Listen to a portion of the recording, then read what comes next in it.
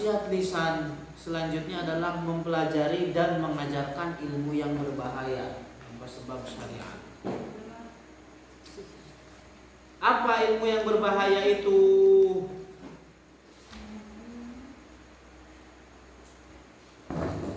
Jadi ada di antara ilmu-ilmu itu yang haram untuk dipelajari, seperti ilmu sihir.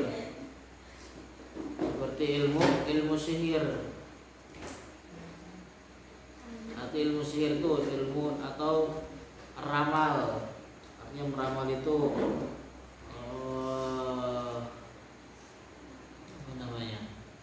menerka-nerka apa yang akan terjadi di masa yang akan datang. Padahal nggak ada yang tahu apa yang akan terjadi di masa yang akan datang, kecuali apa yang dikabarkan oleh Rasulullah melalui perantara wahyu.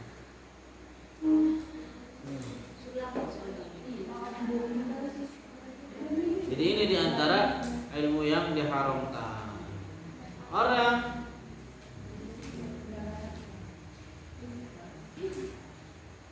ada lagi ilmu haram namanya. Ilmu haram. Jadi ilmu tersebut berpatokannya dengan huruf-huruf. Dengan huruf-huruf. Misalkan membagi huruf kepada 4 bagian. Jadi orang yang namanya tersusun dari huruf ini, maka hidupnya bagus. Hal-hal yang seperti itu.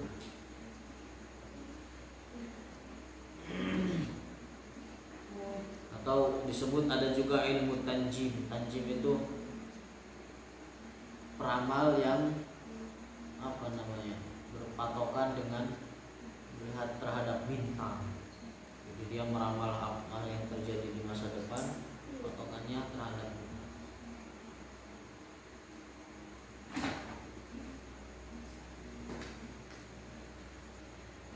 Banyak di sini dijelaskan sebenarnya ilmu-ilmu yang berkaitan seperti demikian. Tentang hukum dukun perdukunan. Jelasin nggak ini hukum dukun perdukunan? Jadi gitu, haram mempelajari ilmu-ilmu yang seperti tadi. Nah, adapun orang orang yang mendatangi dukun, itu hukumnya gimana? Orang misalkan mendatangi dukun kemudian bertanya, atau mendatangi peramal. Peramal itu yang menebak-nebak gitu, terhadap sesuatu yang hilang. Saya kehilangan ini, nanyanya ke dukun. Atau nanyanya ke tukang ramal, saya kepalingan ini, siapa yang ambil? Atau hal-hal gaib seperti ini. Itu haram menanyakan hal-hal yang seperti itu terhadap dukun, kahan, atau dalam bahasa itunya kuhan dalam bahasa Arabnya. Itu dukun. Al-arraf, arraf itu tadi yang normal. Jadi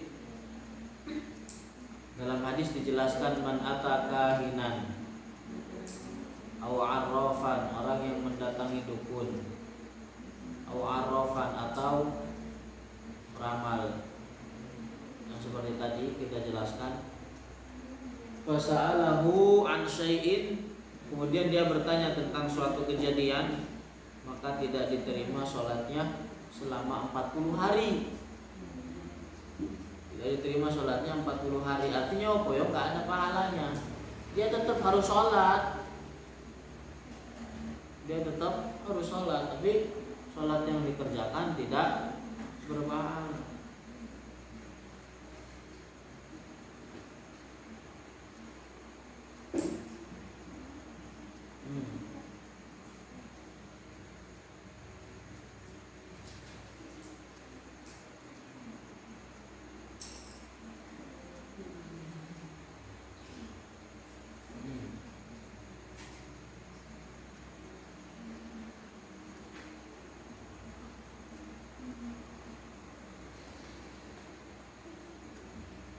Nih, Dalam hadis lain ada dijelaskan man atakahinan au arrafan fasaddaqahu bima yaqul faqad kafara bima unzila ala Muhammad. Orang yang mendatangi kahin pun au arraf paranormal tadi, kemudian dia membenarkan apa yang dikatakan oleh kahin dan arraf tersebut, maka dia telah kufur terhadap sesuatu yang diturunkan kepada Muhammad. Artinya apa? Dia meyakini bahwa dukun tersebut itu mengetahui hal gaib. Itu yang telah keluar dari agama Islam. Bukan orang yang bertanya kemudian di dalam hatinya mengatakan bisa benar atau bisa salah yang dia bilang mah. Orang yang seperti itu tidak perlu kufur, akan tapi apa? Jatuh ke dalam perbuatan maksiat karena dia bertanya terhadap dukun atau kahin. Itu yang dimaksud siapa? Adalah dia yang berbagi kabar tentang kejadian-kejadian atau tentang hal yang akan terjadi di masa mendatang dengan cara melihat terhadap bintang-bintang atau dengan mereka yang bergaul atau istilahnya campur aduk, punya campur aduk tangan jin. Jadi dia gaulnya sama jin, punya teman dari jin, datang kepada dia mengkabarkan begini. Hingga akhirnya apa? Dukun tersebut berpatokan atau berpegangan dengan apa yang dikabarkan oleh jin tersebut.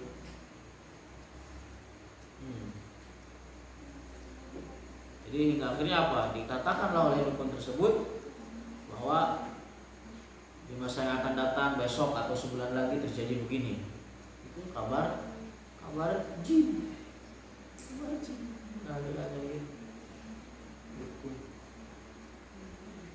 Adapun arraf, arraf adalah dia yang mengabarkan atau memberitahu tentang suatu kehilangan atau semisalnya. Misalkan siapa yang curi, misalnya uang ini diambil oleh dia, atau barang yang hilang itu diambil oleh dia.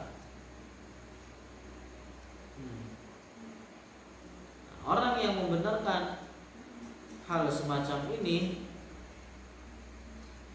maka dia tadi dalam hadis tidak diterima sholatnya selama 40 hari. Artinya apa tadi? Tidak ada pahala. Tetap orang tersebut wajib sholat kalau seandainya dia tidak bertobat.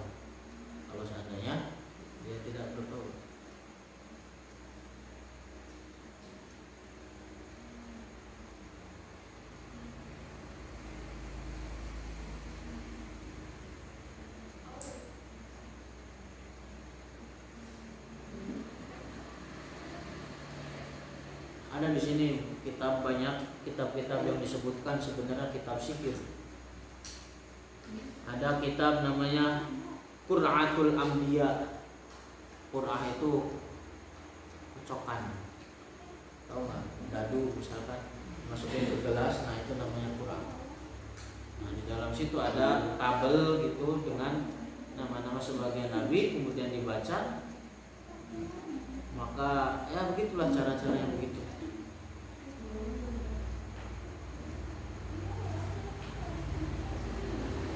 Kemudian dia nunjuk gitu, orang tersebut nunjuk nanti jatuhnya di nama siapa. Jadi kalau jatuh di nama siapa dijelaskan begini. Kalau jatuh di nama siapa nanti keadaan kamu ke depannya akan begini. Semua adalah bohong. Nanti misalkan kalau jatuh di nama siapa cowok, apa istilahnya, dijelaskan bahwa istri kamu nanti bentuknya begini.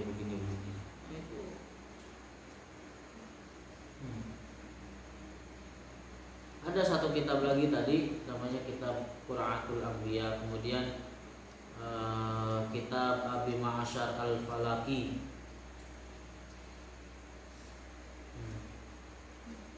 Itu yang kedua. Yang ketiga, kemudian ada lagi kitab namanya Khabarus Sa'ah.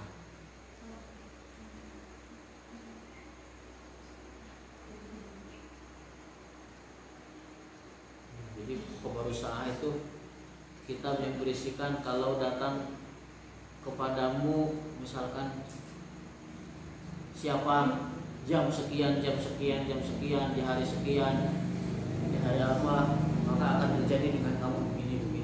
Itu semua adalah haram. Itu. Ada lagi kitab namanya Khazinatul Asrar. Ada di dalam kitab tersebut yang harus ditahdzir. Ada lagi kitab selanjutnya Manba' Ushulul Hikmah. Sama di dalamnya ada sihir dan perdukunan.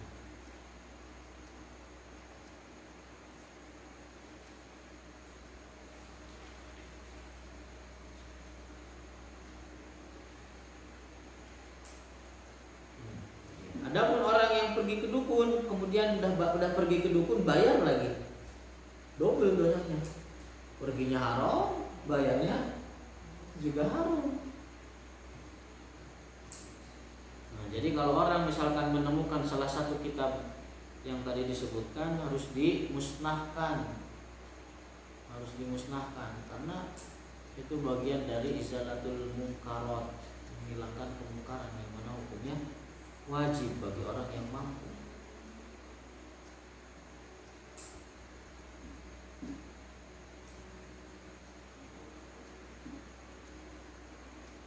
Jadi orang nih, perhatikan, orang yang mengkabarkan tentang suatu kejadian di masa yang akan datang atau tentang perkara yang samar begitu, seperti misalkan pencurian, seperti misalkan barang yang hilang, dengan berpegangan terhadap jin, kabar jin, artinya dia miara jin, berteman dengan jin, atau berpegangan terhadap bintang-bintang yang ada di langit dan lain sebagainya dari kitab-kitab yang telah tadi saya sebutkan, maka itu adalah wajib untuk ditahdzir orang tersebut.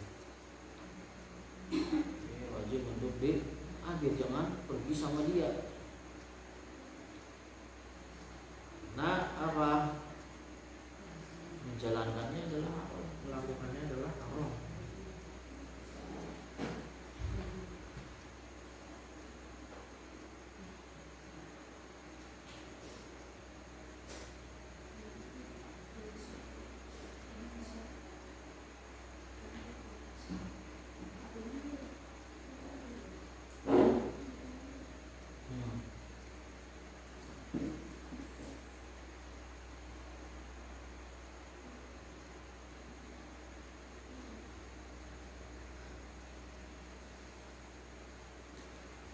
Ajaib.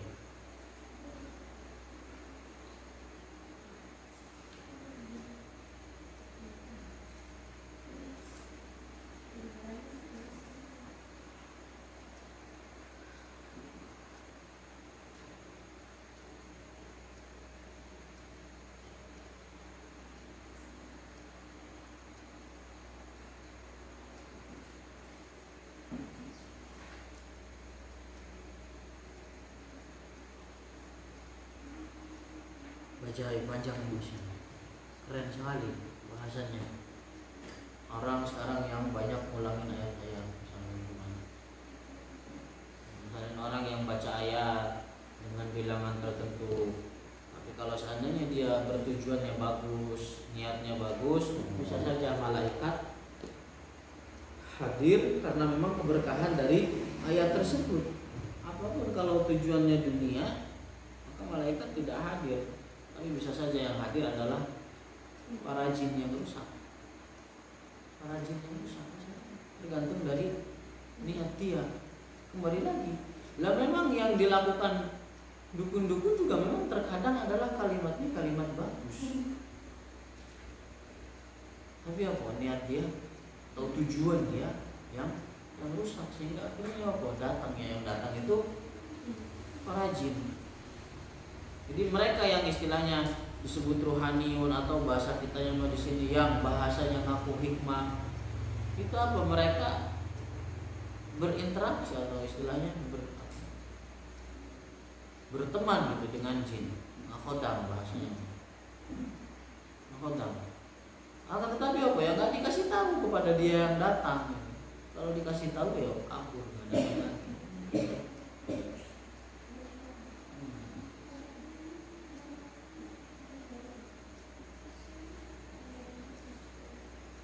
Jadi di awal mula itu terkadang jin datang, kemudian mereka menampakkan diri bahwa mereka juga sama beramal dengan syariat. Nah, pelan-pelan mereka memasukkan sesuatu yang menyalahi syariat.